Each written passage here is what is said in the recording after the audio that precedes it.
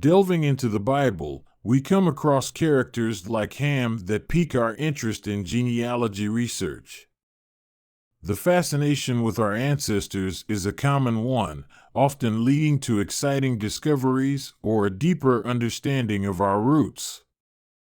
Humorously, some propose that we all share a connection with Noah, considering he and his family were the sole survivors on the ark. But who else accompanied Noah on the ark? Among the 8 individuals who survived the flood on the ark in Genesis 9 was Ham. What is the relationship between Ham and Noah? Ham is first mentioned in the Bible in Genesis 6 as one of Noah's sons. Noah had 3 sons, Shem, Ham, and Japheth. Genesis 6 verse 10. Consistent with other biblical genealogies, it is inferred that Ham is Noah's middle son, with Shem being the eldest and Japheth the youngest. The extensive genealogy laid out in Genesis 5 suggests that Ham is the 11th generation descendant of Adam. Ham is referenced once more in Genesis 9, which narrates some events that occurred post-flood. Following the deluge, Noah constructs a vineyard. He drinks its wine, becomes intoxicated, and lies exposed in his tent. Ham, Canaan's father, sees his father's nudity and informs his 2 brothers who are outside, as stated in Genesis 9 verses 21 to 22. The actions of both Noah and Ham in these verses are somewhat ambiguous. Regarding Ham's post-flood actions, there seem to be 3 main interpretations. The first interpretation suggests that Ham disrespected his father by observing his nakedness. Ross P. Allen, in an article for Bibliotheca Sacra Volume 137, remarks that it is challenging for contemporary individuals to comprehend the ancient standards of modesty and privacy. In the Old Testament, nudity was a source of shame for fallen man, and to see someone exposed was to dishonor them and potentially exploit them. Another interpretation, based on different scriptures that use the phrase saw his father's nakedness, like Leviticus 20 verse 11 and Deuteronomy 27 verse 20, suggests it is a euphemism for a more serious act. It could imply that Ham committed adultery with Noah's wife or did something immoral with his father. Marty Solomon explores the idea that Ham committed an immoral act, such as castrating his father, in an episode of the Bema podcast, and how it might explain why Noah curses Ham's son Canaan. Ham impairs his father's ability to have more children, so Noah curses Ham's offspring. While it is uncertain what Ham did to cause the curse of Canaan, it is clear that Moses, the author of Genesis, is laying the groundwork for the Table of Nations. In Genesis 9, Moses provides a context for Israel's position in the world, reminding the readers of mankind's inclination towards sin and our requirement for God's mercy. The genealogical records in Genesis 10 provide an account of the descendants of Ham.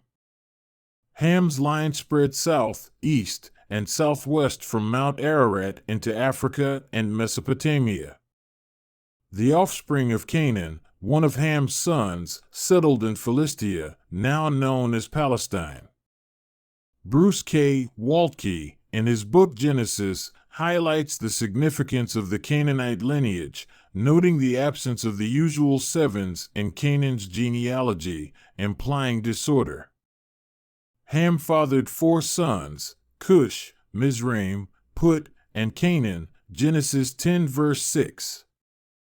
The descendants of Mizraim included the Luddites, Anamites, Lehabites, Naphtalites, who settled in Lower Egypt, Pathrusites, who settled in Upper Egypt, Casluhites, and Caphtorites, who settled in Crete, the original home of various Philistine groups, as referenced in Jeremiah 47 verse 4. Not much information is given about Put, Ham's other son. His descendants are mentioned in Jeremiah 46 verse 9 and Nahum 3 verse 9, which refer to regions known today as Libya. Cush, another of Ham's sons, had descendants who migrated to Mesopotamia as Noah's family split. Cush is attributed as the progenitor of the Assyrian and Babylonian peoples. More information is given about Nimrod, one of Cush's sons. Nimrod, described as a mighty hunter, Genesis 10 verse 9, is suggested by Dr. Thomas L. Constable in his Bible commentary on Genesis to possibly be the Hebrew equivalent of Sargon, the first king of Babylon.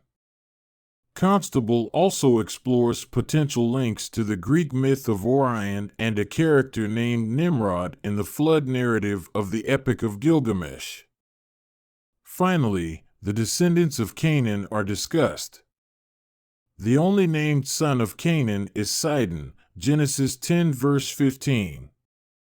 Following this, a number of other tribes are listed, many of which play a significant role in Israel's future history. The Hittites, a dominant tribe from Asia Minor, ruled much of Canaan from 1800 to 1200 BC. The Jebusites were the residents of Jerusalem when Israel seized Canaan, Judges 19 verses 10 to 11. The Amorites resided in the Canaanite hill country during the Israelite conquest. Other tribes mentioned in Genesis 10 verse 16 include the Girgashites, Hivites, Arkites, Sinites, Arvadites, Zemarites, and the Hamathites. The curse of Canaan, similar to the mark of Cain, has often been misunderstood and used to fuel racial conflicts. As stated by Aaron D'Anthony Brown from Crosswalk.com, during the 16th and 17th centuries, when slavery was prevalent, Christians sought biblical evidence to rationalize their support for slavery. The Curse of Canaan was one such biblical reference they used to defend slave ownership. This misinterpretation was not limited to the past. Even recent communist leaders in Ethiopia have used the Curse of Canaan in their anti-Christian propaganda. It's crucial to note that Canaan's descendants didn't migrate to Africa but to Palestine. As per Genesis 10 verse 19, the boundaries of Canaan stretched from Sidon towards Gerar as far as Gaza, and then towards Sodom, Gomorrah, Admah, and Zeboim as far as Lasha. The issue was not ethnicity but the immoral practices that defined Canaanite society. Genesis 10 verse 19 mentions the cities of Sodom and Gomorrah, and Genesis 19 elaborates on their depravity and the divine judgment they faced due to their immorality. The Curse of Canaan has often been misused to defend slavery and racism. However, as Derek Kidner points out in his Genesis commentary, reading the Curse of Canaan strictly in political or ethnic terms is a total misinterpretation and misuse of the biblical text. We should always use the Bible to guide our faith-based lives, not twist its teachings to validate our actions and beliefs.